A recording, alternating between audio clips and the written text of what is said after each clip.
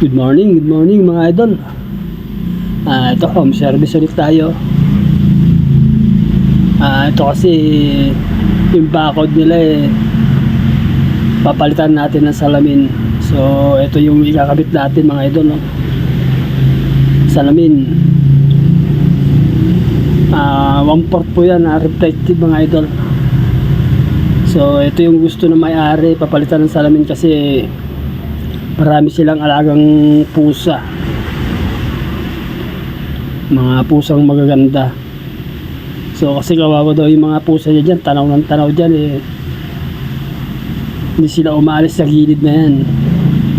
So gusto nila lagyan ng salamin para nakakatanaw sila sa labas.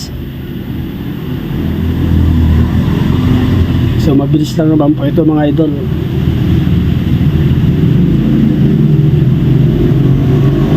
Ayan na po, malapit na matanggal mga idol.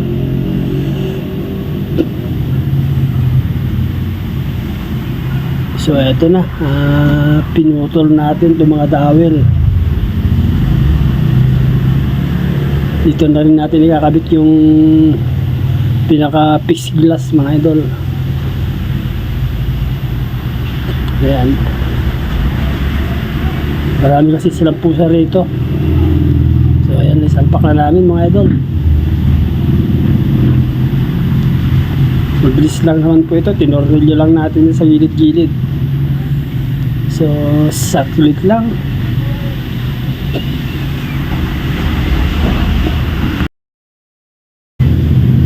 Okay na mga idol.